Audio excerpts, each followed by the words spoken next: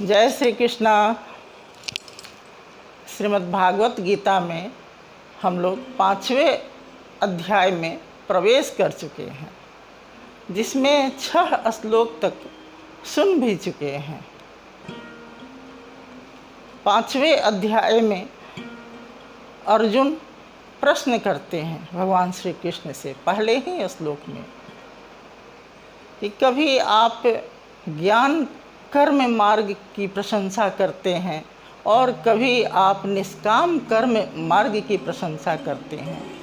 इन दोनों में श्रेष्ठ कौन सा है, कल्याणकारी कौन सा है, यह आप मुझे बतलाइए। भगवान श्री कृष्ण कहते हैं कि दोनों मार्ग से उस परमात्मा तत्व को ही प्राप्त किया जाता है, इसमें कोई संशय नहीं है। परंतु विशेष है संन्यास कर्म मार्ग। कहते हैं कि जो न द्वेष करता है, न आकांक्षा करता है और न द्वंद्व में फंसता है, वह नित्य सन्यासी समझने के योग्य है। भगवान श्री कृष्ण कहते हैं कि जो द्वेष किसी से नहीं करता है और न किसी चीज़ की कामना करता है और द्वंद्वातीत होता है, यानी द्वंद्व में नहीं फंसता है, जबकि हमारा धर्म द्वंद्व में ही फंसे रहता है। कभी मान मोह में फंस जाता है, कभी ममता मोह में फंस जाता है, कभी हमारा धर्म महापुरुषों की बाणी से कही गई है रसोई में घुस जाता है। कौन सा आहार शुद्ध है, कौन सा आहार अशुद्ध है, बस इसी पचड़े में पड़े रहता है। कभी देहाभिमान हो जाता है, देह का अभिमान हो जाता है, इंद्रियों का अभिमान हो जाता है, जबकि प्रायः देखा गया है कि किसी किसी की आँखें नहीं हैं फिर भी वह परम तत्व को प्राप्त कर लिया। कोई लंगड़ा है, किसी के हाथ कटे हुए हैं, फिर भी वह परमात्मा को प्राप्त कर सकता है। इंद्रियों से कोई लेना देना नहीं है, न आहार से कोई लेना देना है। धर्म को अंतःकरण में न ले जा करके इंद्रियों में फंसा देते हैं, ममता में फंसा देते हैं, मोह में फंसा देते हैं। इस पर भगवान श्री कहते हैं कि वह नित्य सन्यासी समझने योग्य है, जो कामना रहित है। कोई कामना नहीं करना है, बस परमात्मा तत्व को प्राप्त करने की जो कामना करता है वही परमात्मा को प्राप्त करता है। 6ठे श्लोक में कहते हैं संन्यासस्तु महाबाहो दुखम आप्तु अयोगतः योग युक्त मुनि ब्रह्म न चिरेण अधिगच्छति। कहते हैं जो संन्यास यानी ज्ञान योग से है वह दुख रूप से प्राप्त करता है, क्योंकि वह अपने भरोसे रहता है। सन्यासी योगी ज्ञान योगी को कहते हैं। वह लाभ हानि, मान अपमान, ममता मोह इत्यादि को देखते हुए आगे बढ़ता है। बड़ा ही कष्ट से बड़ी ही तपस्या करता है और परमात्मा को प्राप्त करना चाहता है। कहते हैं लेकिन जो योग युक्त होता है, जो निष्काम कर्मयोगी होता है, न छिरेड़ यानी शीघ्र ही प्राप्त कर लेता है, क्योंकि वह अपने आप को इष्ट पर फेंक दिया है, वही संभालेगा। और सभी कर्मों को इंद्रियों के द्वारा करते हुए वह देखता है, लेकिन उसमें लिप्त नहीं होता है, जो योग युक्त होता है। अगले श्लोक 7वें श्लोक में कहते हैं योग युक्त विशुद्धात्मा विजितात्मा जितेंद्रिय सर्वभूतात्म भूतात्मा कुर्वन् अपि न लिप्यते। कहते हैं जो योग युक्त होता है, जो निष्काम कर्मयोगी होता है, जो परमात्मा को प्राप्त करने के लिए परमात्मा पर ही अपने आप को फेंक कर चलता है, वह विशेष रूप से शुद्ध अंतःकरण होता है। अंतःकरण में कोई विकार प्रवेश नहीं कर पाता है। विजितात्मा वह शरीर को जीते हुए रहता है। जितेंद्रिय वह सभी इंद्रियों को जीत लेता है। जितेंद्र सर्वभूतात्म भूतात्मा, वह यह मान लेता है कि संपूर्ण भूत प्राणियों के आत्म रूप परमात्मा जिसकी आत्मा है, वह अंतःकरण में परमात्मा को ही देखता है। वह कर्मयोगी योग से युक्त होता है।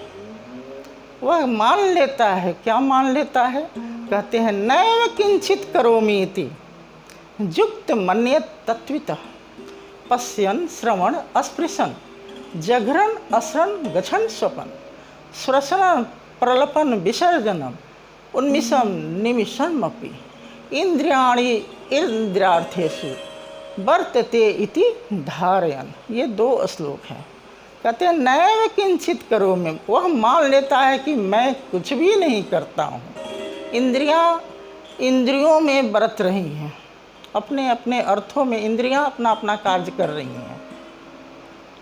वह कहता है कि पश्यन देखता हुआ, श्रवण सुनता हुआ, स्पर्श करता हुआ, सूंघता हुआ, स्वप्न देखते हुए और खाता हुआ, बोलता हुआ इत्यादि। कहता है कि आँखें खोलता हुआ और देखता हुआ भी वह नहीं, इसके विषय में वह नहीं सोचता है, क्योंकि इंद्रियों में अर्थों में बरत रही हैं। वह यह मानता है, वह इस प्रकार चलता है, वह योग युक्त होता है। इंद्रियों में बरत रही हैं।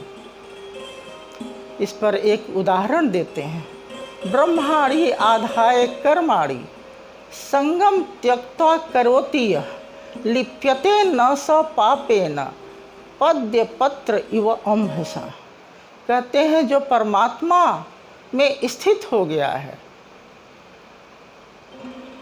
वह आसक्त रहित होता है। वह किसी भी वस्तु में उसकी आसक्ति नहीं होती है। कैसे? जैसे कि कमल का फूल होता है, वह कीचड़ में ही उत्पन्न होता है और उस पत्ते पर बारिश की बूंदें पड़ती हैं, कीचड़ों की बूंदें पड़ती हैं, लेकिन बूंदें उस पर ठहरती नहीं हैं, सब गिर जाती है। और वही पुष्प भगवान को सबसे प्रिय भी है। कहते हैं पद्य पत्र इव अम्भसा, वही प्रिय है, वही फूल। उसी प्रकार हम चाहे गृहस्थ आश्रम में रहें, चाहे किसी भी समाज में रहें, लेकिन हमारा अंतःकरण विशेष रूप से जीता हुआ हो, उसमें मन की दाल नहीं गलेगी। मन जो निम्नगामी है, मन ही ऊपर भी ले जाता है और नीचे भी ले जाता है।